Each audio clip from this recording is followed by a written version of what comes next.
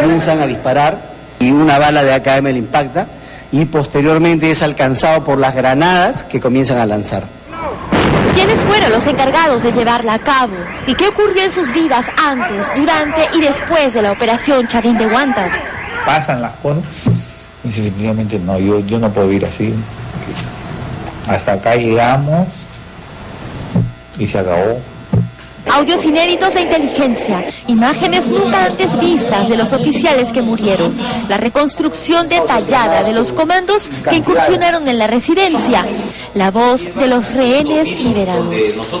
Sí me acuerdo, me senté en esta esquina y como la situación era incierta, las posibilidades de salir vivos eran bien difíciles, entonces comencé a escribir una carta dirigida a mi querida y amada esposa, en la cual me despedía y le pedía tranquilidad, serenidad y que afronte la situación que se venía, ¿no? Para quienes no lo sepan, este es un breve recuento de lo que ocurrió aquella noche del 17 de diciembre de 1996. El embajador Morihisa Aoki celebraba en su residencia el cumpleaños del emperador japonés. En estas imágenes grabadas solo minutos antes de la incursión terrorista, vemos a Alfredo Torres de la encuestadora Apoyo conversando amenamente con Alejandro Toledo y Manuel Torrado de Datum. Así como ellos, casi 500 invitados departían en el jardín posterior de la residencia. El canciller Francisco Tudela, el general Máximo Rivera, jefe de la DINCOTE, y la madre y el hermano del presidente Fujimori son solo algunos ejemplos de las personalidades que allí se encontraban.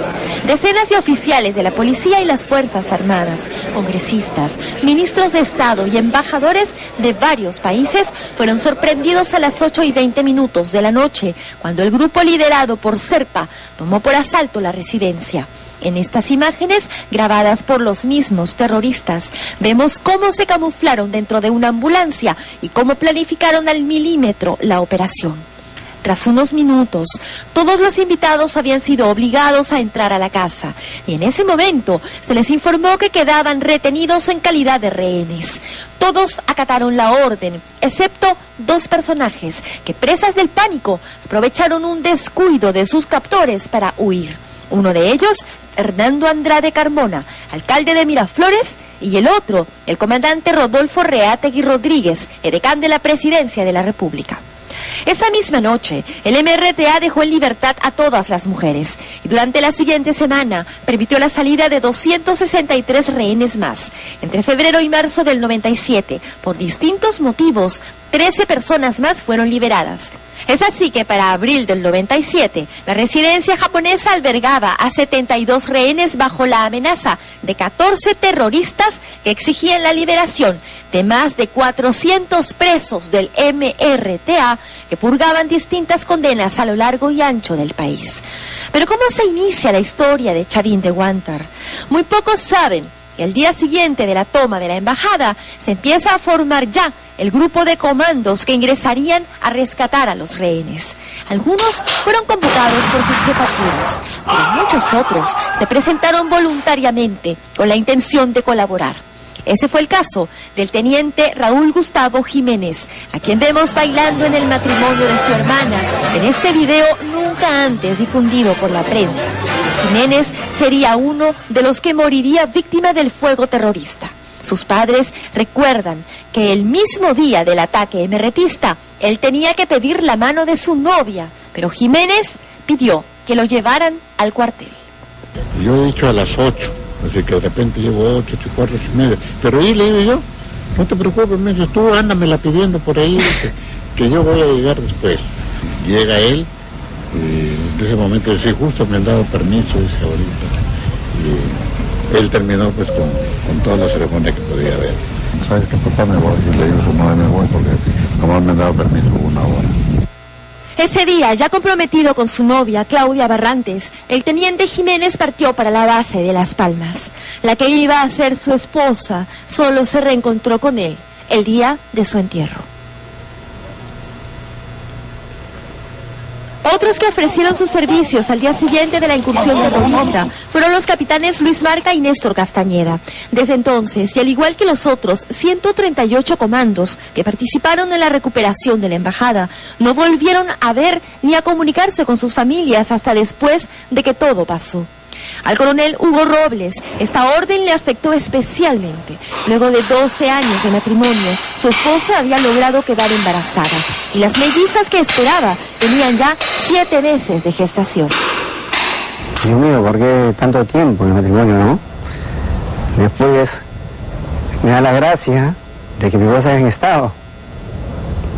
Sale en estado y después me designan para una operación. Digamos, de repente uno no sabe cómo va a pasar, qué es lo que va a pasar. Y me dicen que de repente es Navidad, Año Nuevo, y uno no sabe qué es lo que va a pasar. Y yo decía, Dios mío, permíteme conocer a mis hijas, ¿no? Pero ya cuando nacieron mis hijas,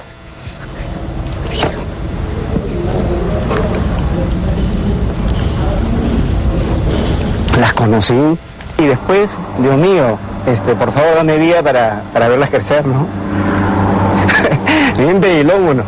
Primero uno quiere conocerlas y después, Dios mío, no quiero morirme porque quiero verlas crecer, ¿no? Este video fue grabado en esa oportunidad y tiene un valor incalculable por lo siguiente. El comandante Juan Valer, gran amigo de Robles, se escapó también unas horas de la concentración para conocer a las mellizas. Aquí lo vemos, con su esposa Marina y su hija Valeria, bromeando, como siempre. Hasta que por fin hiciste algo bueno, compadre. Y es Valeria, y es Marina, y este soy yo. Falta Giovanni.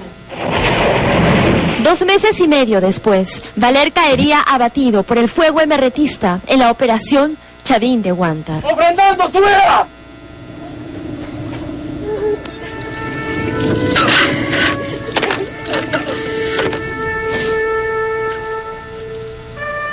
En la réplica de la residencia japonesa que utilizaron los comandos para ensayar, todo es exacto a como fue en realidad. Hasta los mismos cuadros cuelgan de las paredes. El coronel Roberto Fernández fue uno de los 6 oficiales de las Fuerzas Armadas que trabajaron bajo el mando del almirante Luis Gianpietri en las labores de inteligencia que permitieron conocer los detalles que luego ayudarían a la liberación. Él tenía un viper que logró esconder, a través del cual le llegaban preguntas específicas desde fuera, que luego eran contestadas por Gianpietri a través de los micrófonos que lograron sembrarse en la embajada. Uno en una Biblia y otro en esta guitarra, que llevaba un mensaje de la esposa del almirante que ayudó a disipar las sospechas de los terroristas. El micro estaba instalado al interior de la guitarra y fue una invalorable ayuda que permitió una comunicación constante. Este, por ejemplo, es uno de los audios en el que Gianpietri proporciona información valiosa. Los chanchos en el corral, el chancho mayor, los 3 chanchitos y 4 lechones. Chanchos eran Serpa, Tito o el árabe, es decir, los jefes, y lechones, la tropa emerretista. Para que los comandos pudieran ingresar a la residencia, era necesario que la mayor cantidad de chanchos y lechones estuvieran en la planta baja, para así neutralizarlos con una primera explosión desde los túneles. Los terroristas se habían acostumbrado a jugar fulbito por las tardes y enviaban a un solo hombre a cuidar a todos los rehenes que se encontraban en el segundo piso. Una semana antes del 22 de abril del año 1997, se inició la incursión de los comandos en las distintas casas vecinas a la embajada, desde donde iniciarían su ataque. Algunos entrarían por túneles, otros por puertas y ventanas. El teniente Jiménez llamó a su madre por teléfono. Me dice, mamá, prende una velita a tu virgencita preferida. Le digo, ¿por qué? No sé, préndela nomás y ruega por mí. Me dice, ¿pero por qué, muchacha? No sé, préndela, mamita, ya. Me dice, ya, chao. Me acerqué al Señor de los Milagros y le pedí algo muy importante. Primero le decía, Señor, el día de mañana va a ser la operación. Lo único que te pido, dame más años de vida. Minutos antes de recibir la orden de ataque, Marca, quien había sido designado primer hombre en su patrulla, pensó por primera vez en la muerte. Acá la posibilidad de morir como que la sientes más cercana, ¿no? O sea, vamos a entrar a un sitio muy estrecho, a un combate cerrado, ¿no? Donde un balazo es un muerto, pues, ¿no? Y definitivamente yo era el que iba a recibir el primer impacto de lo que venga, ¿no? Entonces era mi trabajo, ¿no? O sea, ser el freno, ser el escudo de los que venían atrás.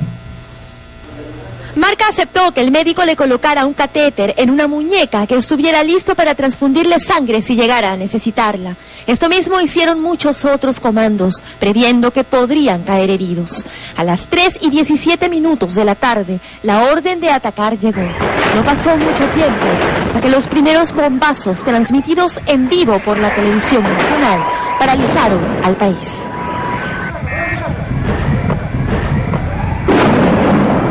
Mientras estallaba el piso de la residencia, Marca y sus compañeros hacían volar la puerta principal.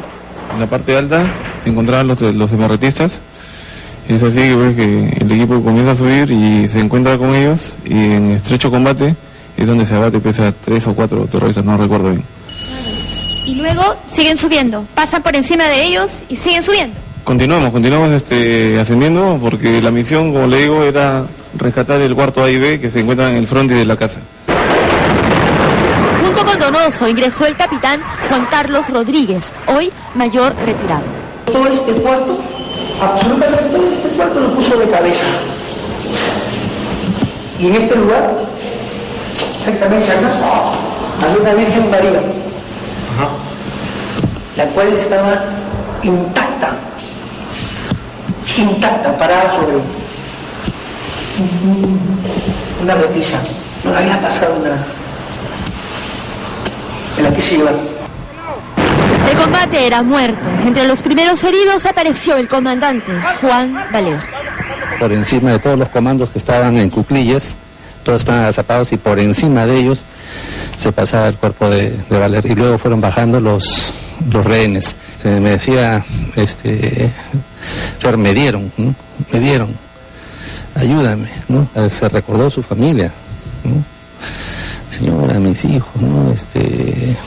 Cuídenlos, ¿no?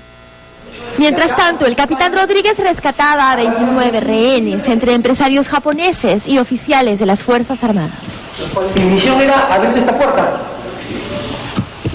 que supuestamente por inteligencia estaba cerrada, estaba abierta, pero no, estaba cerrada. Hicieron una carga, ganaron una puerta y entraron. Este era un closet, ¿no? Saca su mano y nos dice, somos 6. Y yo resalto la cara, la mirada, la emoción que tenían al verlo, ¿no? Y era la satisfacción que uno tenía al estar cumpliendo su misión de la mejor manera. Ellos de acá dirigían sus actividades, por ejemplo, de acá nombraban la guardia, y sabíamos que acá estaba todo el arsenal y hasta incluso, como le digo, un dispositivo para hacer volar toda la residencia. De acá solamente sacaban el arma y de acá disparaban sin exponer los cuerpos. Entonces, de acá es la baja que nos causaron, de acá disparaban con el AKM y así mismo lanzaban las granadas, que ahí las podemos ver, que son todo ese tipo de granadas que tenemos ahí en la vitrina. Jiménez llega acá, él es el hombre que llega acá, y de acá tenía que dominar, y desgraciadamente los primeros hombres que llegan de la primera planta son los que no solo, porque comienzan a disparar a diestra y siniestra, y una bala de AKM le impacta, y posteriormente es alcanzado por las granadas que comienzan a lanzar. Entonces, prácticamente acá murió Jiménez. Le dije, Mocholo, hay que sacarlo, nos está esperando. Y sin dudar para nada, nos metimos a sacarlo, ¿no? Justo era Jiménez, ¿no? Y enfrentándonos a todo lo que podía pasar o dejar de pasar, no nos interesó nada. Sabíamos que él lo necesitaba y nos esperaba, pero ya es demasiado tarde. En el cuarto del lado estaba Carlos Justi, quien reaccionó débilmente ante los primeros auxilios que recibió. Se procedió a sacarlo por el área de servicios, el área que estaba destrozada y con muchas penurias pudimos salir. En esa área fue donde uno de los comandos, Cruz Jarano, pierde un pie porque pisa. Ya había informaciones de que había minas o granadas en trampas, ¿no? Y él pisa una. Tú de acá más o menos cuando menos podías tratar de ver porque no se veía, no veías ni tu mano. Todo esto estaba lleno de humo y lo único que escuchabas eran balas y explosiones por todos sitios y candela, fuego vivo. Era horrible y todo tú escuchabas acá y ¡plac, plac! O sea, lo que sentías en la pared, ¿no? O sea, era algo que... vistes, por ejemplo, yo tuve la oportunidad de jalarlo desde aquí al que estaba con la pierna, que había perdido la pierna, porque de allá me enteré de que había uno herido en la pierna, que era Cruz. Fue muy duro, acá fue durísimo, sigo acá en este pasadizo, y no podíamos evacuar a los rehenes. Recién cuando el árabe fue doblegado por un agujero abierto en el techo, el resto de los rehenes de esa zona pudo salir por la terraza. Es entonces que el capitán Castañeda y su compañero deciden arriar la bandera emerretista. Bueno, al tirarlo sentí que ya el Perú era libre, que ya se había acabado la pesadilla, que todo había terminado. En la parte baja había un comando que me vio seguramente muy alterado y me dijo, tranquilo, ya todo acabó, Dios está con nosotros. Y me dio unas palmadas en la espalda y al mirar su rostro lo vi tan alegre que eso empezó a devolverme la paz. Este es el mayor Luis Marca haciendo un gesto de victoria. Todo había terminado. Luego del reencuentro de los rehenes con sus familiares, el presidente Fujimori anunció los nombres de los muertos por televisión. Recién los padres del teniente Jiménez supieron no solo que su hijo había participado en la operación Chavín de Huántar, sino que había perdido la vida en ella. Fue una cosa impactante que nos quedamos por... Yo casi me caigo de la escalera, ¿no? Y me agarraron los vecinos. Y en realidad fue sumamente doloroso para nosotros, precisamente nosotros que somos los padres.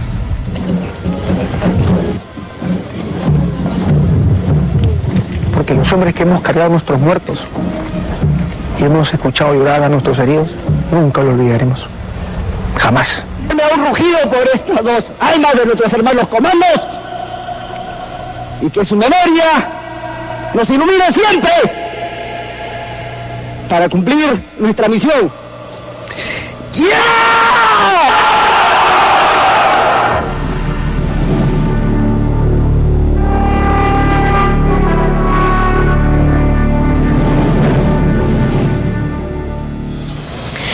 Momentos de terror realmente que se vivieron en la Embajada de Japón, así como los momentos que tuvieron que soportar estos 36 rehenes del consorcio Camisea, que también fueron secuestrados por las huestes de Sendero Luminoso, pero que afortunadamente luego fueron ya puestos